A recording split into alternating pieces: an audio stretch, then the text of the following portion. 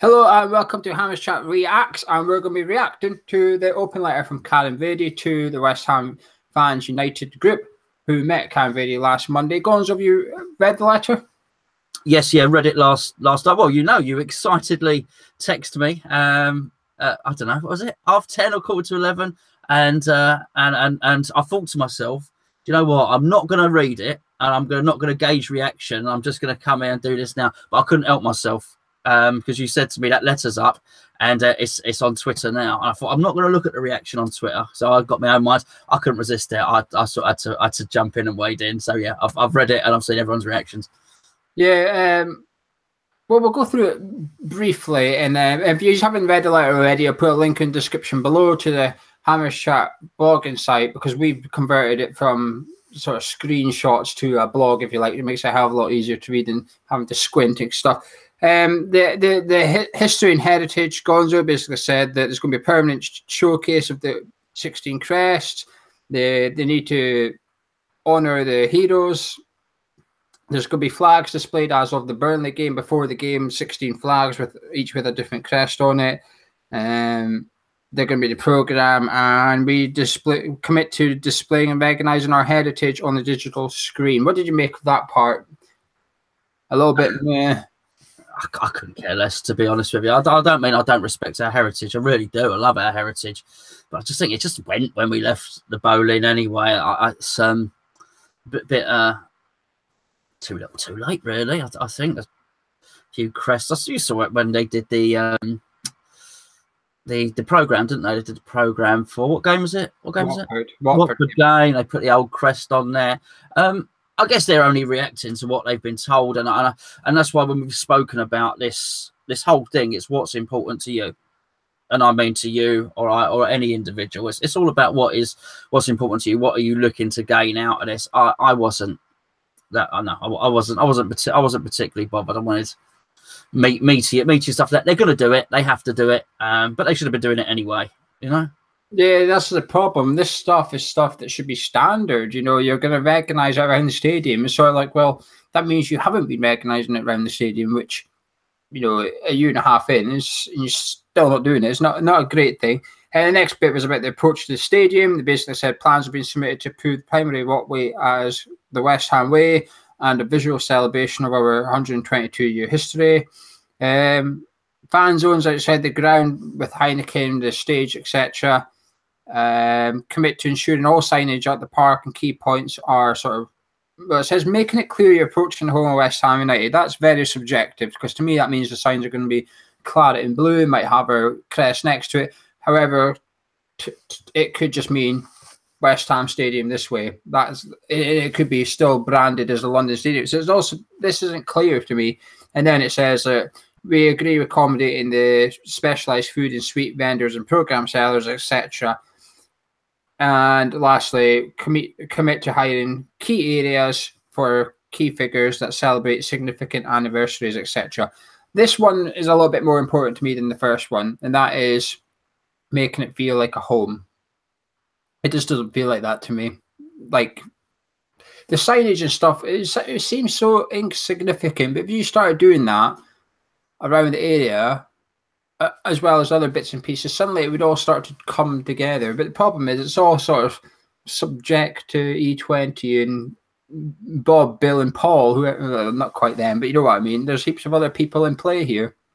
Yeah, well, that's going to be the biggest thing. So there was a certain level of, when we went for our first meeting with Karren Brady, which maybe was a year ago now, I don't know. January last year, because Payet was still here. Because we asked okay, there you go. Yeah. Okay, so yeah, over a year ago now. There was a lot of secrecy. When we came out, we weren't sure what we were allowed to say and what we weren't. But that was discussed at that first meeting, naming that the West Ham Way. And there's another thing in the thing, getting Billy Bonds more involved. So when I saw that, my eyes hit the ceiling when I read that. I thought, oh, right, okay, well, that was told to us a year ago.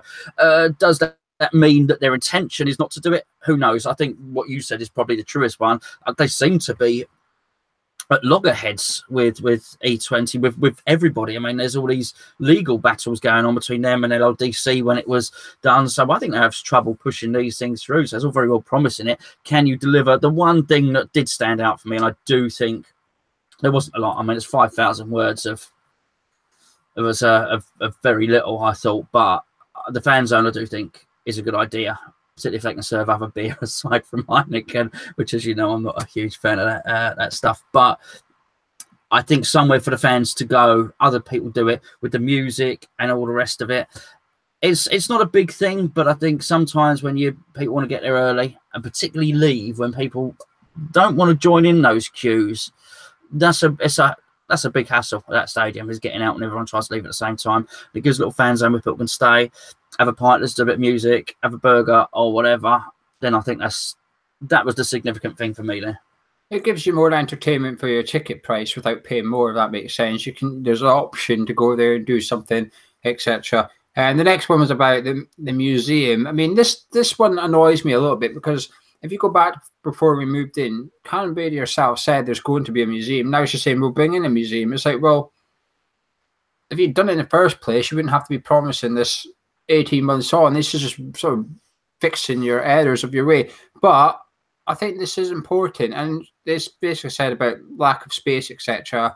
And the Bobby Moore one's currently downstairs right now in the cafe, in that area in the club store. There's a Bobby Moore one just now.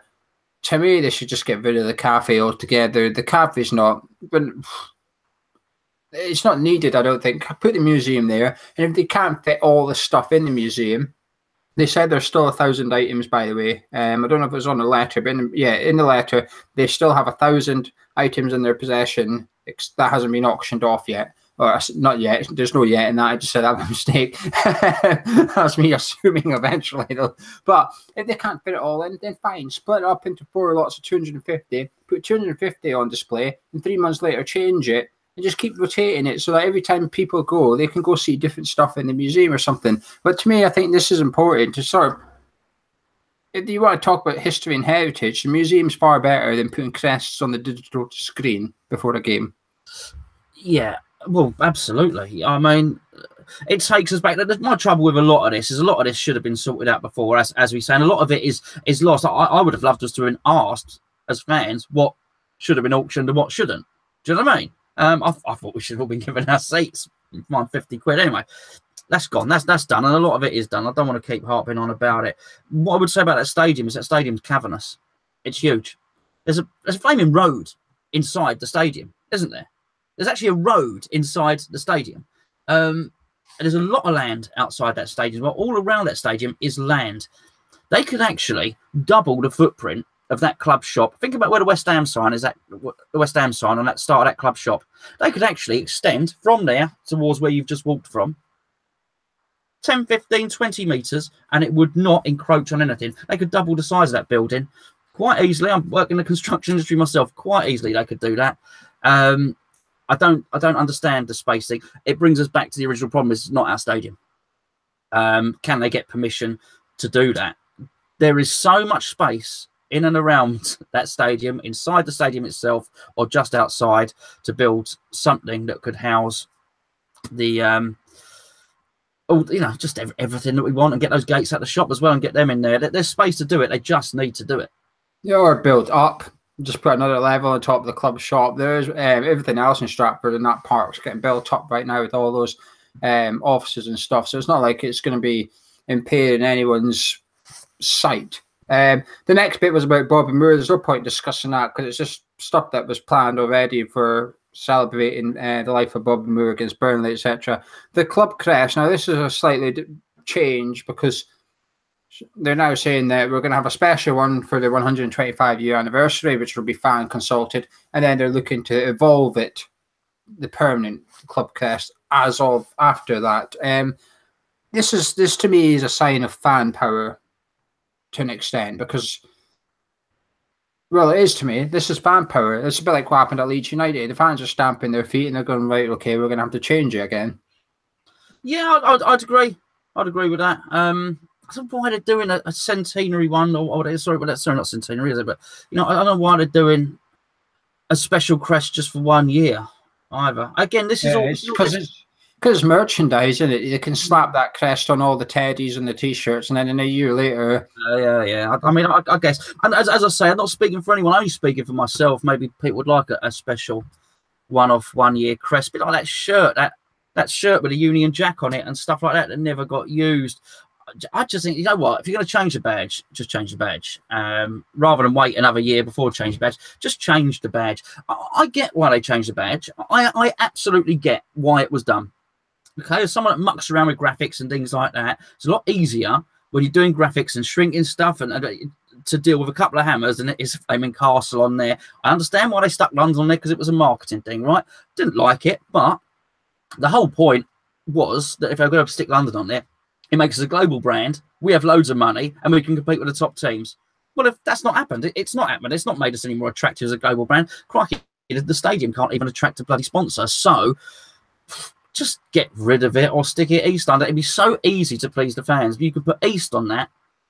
Current one, still have the hammers, still have the thing, and everyone would shut up. Going by the meeting, I don't think it says this in here, but going by the meeting, the options that I assume might come to the table are East London, keep it as it is, or change it to 1895. But the rest of it remains the same. It's just that text at the bottom.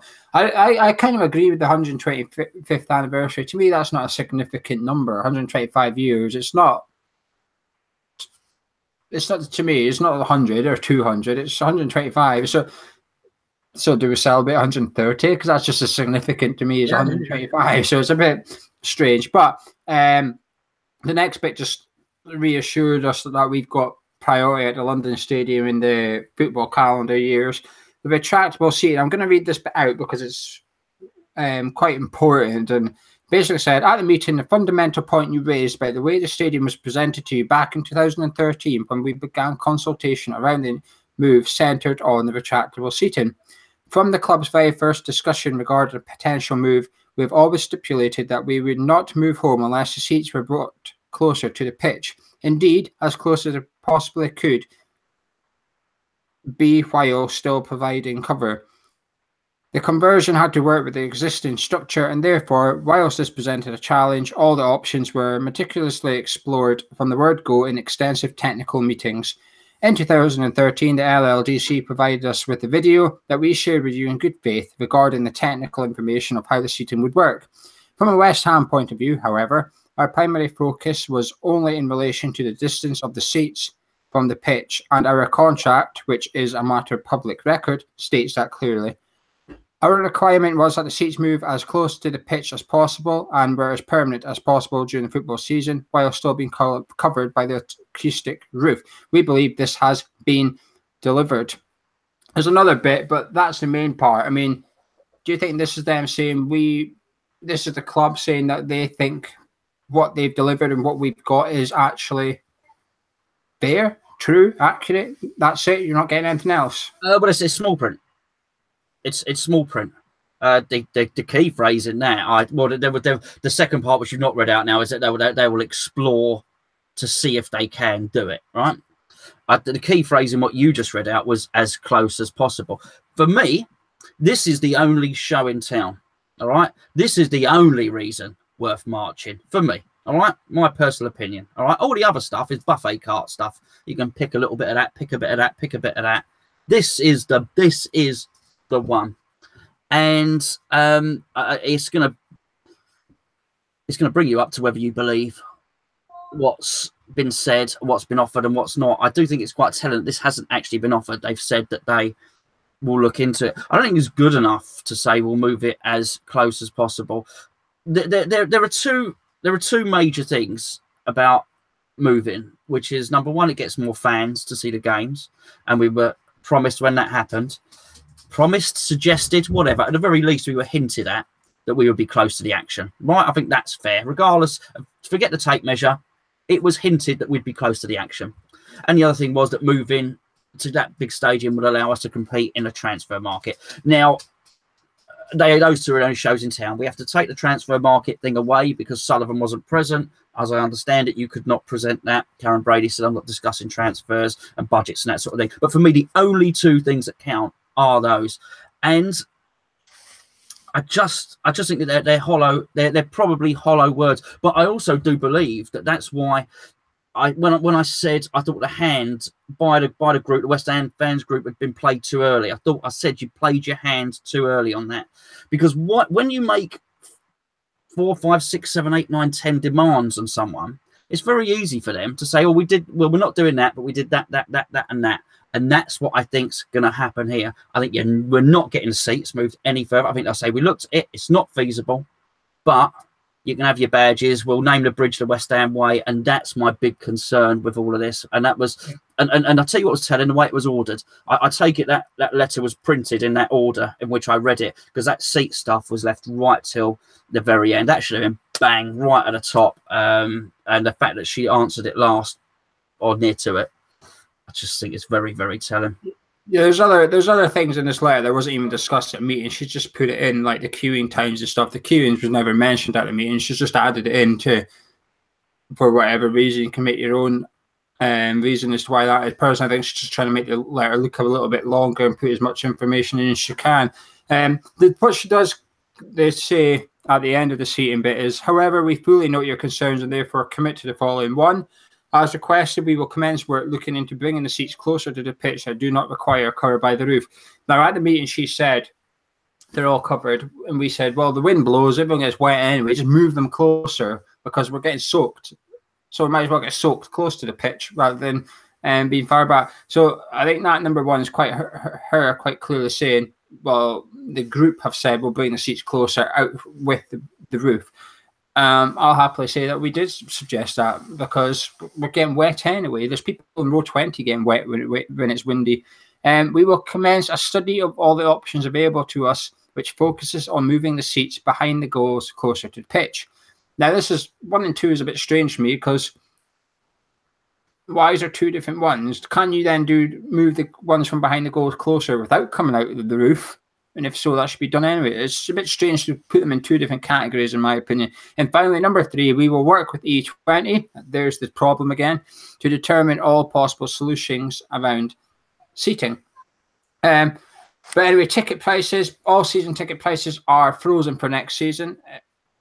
What it doesn't really say is if new season ticket holders are going to get the same price as we did. Because last year I fell for this. They said season ticket prices frozen. Me and you got ours ticket price. We were like, oh, hey, but new season ticket holders had to pay 25 quid more than we did for the same band. And it was, I kind of get it. You're rewarding loyalty, fine. But it's the way they did it was a little bit sneaky, in my opinion. And they haven't said here if it's for people renewing or for everybody. But if you're band 5 in a cheap seat, you're going to have to read the letter because this is... affects you. They're looking at getting rid of kids' concessions for Category A games in bands 1 and 2 actually. So that's good. Make kids a little 3 and 5. So kids will be not 50 quid to attend a game against Man United, for example. Finally, improving the matchday experience. There's quite a lot of this, but to be honest with you, it's just information. And this stuff, some of it, like stewarding was discussed, but there was no requests for stewarding. It was just a case of, can you please improve it? And it's just information, really. Halftime queuing, Westfield access. It does say, though, that the gates are now open before games, but they're shut after the games for health and safety. Memorial Garden, just reminding everybody that they are working to keep it maintained, etc., etc. What was your overall thoughts of the letter, Gonzo, when you read it? I've got to say, I keep changing my mind on the whole issue, and I've got to be honest there. I'd like to say I'm steadfast and I keep thinking the same thing, but every time a new bit of information comes out, I sort of change my mind. I'm back and forth. Yeah, good to March, not good to March, good to March, not good to March. I find the whole thing's been quite confusing. The letter, I'll be honest, Gio, as someone that's been to a couple of these meetings, bit underwhelmed because I've heard a lot of it before. Do you know what I mean? Not all of it. You brought some new points up there, you know, and that's great. You know, I mean, and I don't mean to poo-poo all of it. All right. I mean, if you can get a couple of their pin badge holders and the old people who used to sell scarves on that promenade, that's a good thing. You know, no one will argue with that. I just came away from it. I was so seated, just had a match day experience. Spend some money on the team, that'll improve our match day experience, right? Well, actually, this is a strange question. I put out in that letter somewhere. It basically says, I can't remember. I've chucked my phone away now. Basically, says something like, "We assume you would rather us spend money on the playing squad than bringing the seats closer together, etc. Something along the lines of that. But let's forget the fact they haven't spent money on the playing squad. But let's say the club had 150 million. Where would you rather they spent it, on players or the stadium and getting them seats up to the touchline? Well, I think you have to do both, really. The thing is, we're West Ham. We're crap, all right? We've always been crap, and then sometimes we're good, and then we're crap again, and sometimes we get relegated, and sometimes we don't. And that's the way it is. But what we've always been, actually, to be fair, when they built the new West Stand at Upton Park, then the seats were a lot closer. People talk about the chicken run. That chicken run used to be really close, but because they moved the pitch across. But we've always liked being close to the pitch, and we've seen some shocking players. Some absolutely shocking players at West Ham, and we sort of don't mind it. And I don't mean we like being relegated and the rest of it, but we deal with it and we turn up and we carry on. Do you know what? I think we'd put up with a lot of this. I think we'd put up with a badge if we had a world-class team. I don't think no one would mention London. I haven't heard about London on the badge for nearly a year, but it's come up again now. I think we'd put up to a certain extent with the seats if it had worked and we were watching Man City type football, but it's not. And I think that the thing is, I think they actually need to So in answer to your question, I'd like to see them do both. It's not. Whoever they get in to do, they spread the cost of anything, these lot, anyway. If they spread the cost of the seating, do that. If it costs 100 million to do it over 10 years. All right, you might have to pay interest on it, but do it so as you're paying back 13 million a year or something like that. Just do it. Because I'll tell you what, Tottenham have committed to 400 or 500 million for their stadium. We've stitched up. The reason that we're not getting on with, you can make up all these companies, but what it is the mayor's office, the taxpayer. The reason we're not getting on with them is because we've stitched them up to such an extent. Our deal is so good that they're going skint. They cannot afford to do anything. Do you know what? I think just sometimes we've got to swallow it and say, do you know what? We've actually got a free stadium there, more or less. Tottenham have paid £500 for them. Let's chuck 100 million at it, and let's make it a lot better. Let's do it proper. And you know what? They might have to suck it in. Those seats that move forward that are not under the roof, they might have to charge less for, but it will improve the atmosphere. And it's just something I really, really want to see. I really want to see done. And I don't think they're right. And it's not happening anyway. Them saying, if we don't spend money on the seats, you prefer it being spent on the squad. Well, it's not being spent on the squad. The money's being spent nowhere. There's two things they've got to do. They've got to repair their relationship with E20 or whoever, whatever they're called, Stadium 185, whatever. And they're going to have to give them some money. And they're going to have to spend some money. And they're going to have to say, it's the same for everything. They want better stewarding. We'll cough up some extra money for the stewarding. Stop making them pay for it all the time. You want better seats? Pay for the seats. We put the seats in. They put the roof. They put the surrounding area. Excuse me, I just spat at me bloody laptop there. I'm getting a bit worked up. But pay for it. Let's pay some money and stop being so tight on everything. They need to do an SOS and like all the fans with trades come in and build the seats themselves or something. Just to read out that paragraph, says our current understanding is a long-term retractable solution would cost tens of millions and require a long period, up to a year, during which we would have to relocate from the stadium. The board would, of course, consider this if change stood to offer more direct benefits to our supporters, but our understanding is the benefits would be minimal and you are likely to favour investments of this level to go directly to the playing squad. So it's sort of saying like, well, we're not going to do it because it's going to cost a little bit of money and you want players, so it's your fault. But the funny thing is I put a poll on Twitter, it's pretty much 50-50 actually. The amount of people who would actually rather see the seats move forward than us spend cash on players is quite large for reasons you stipulate. You know, we can spend 20 million on a player, doesn't mean he's going to be decent, or you can put into the ground and get maybe one stand, the Bobby Moore stand, maybe up to the goal line or something. But God knows. But anyway, what's your final thoughts on the letter? Let's wrap this up because we've been wittering on for half an hour. It's not meant to be a cup of tea episode. I don't know. I mean, I've given my opinions on individual things. I was pleased with how they put the whole letter out there. You know, so everyone can see. All that showed good transparency from the group. I think Karren Brady would be quite pleased that she's addressed a lot of the issues that were put to her. Now, I think it's a separate issue whether you trust her to do it or whether you don't. And I said at the start of the video that some of this stuff was said to us a year ago. All right. So that West Ham weighbridge, that was said to us a year ago. As I said, stewarding was that we spoke about getting traders in, kiosks in, and blah, blah, blah. So if you separate whether you believe she's going to do it from the rest, actually what she's promised or what she said she's going to do, she'll be thinking, well, I've done everything that's asked. And that's just why I would have liked to have gone in and bang 2 big subjects. So as there's no wriggle room. There's no wriggle room. I don't want her to say, oh, well, look, we put East on the badge and all the rest of it. I know it's important to some people.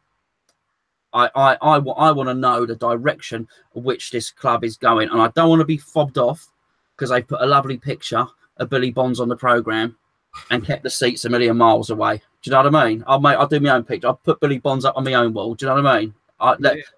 Give us the team and give us the stadium that you promised. That would be, if that would be my sentence, that would be it.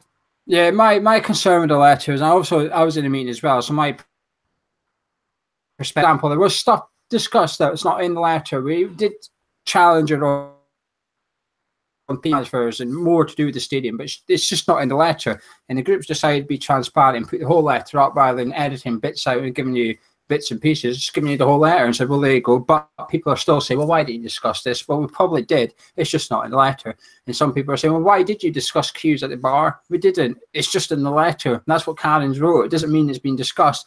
I agree with you. At the end of the day, there's 5,000 words. And when I read it, I read it and I thought, okay, yep, right, lots of information. Then I went over it again and I thought, what's she actually agreed to here? And I went through it. I come up with one thing: flags before the Burnley game. And if everything else was, we propose, we will work with E20, we'll work with E20. I thought, well, this is where then in a month's time you can go, well, E20 said no.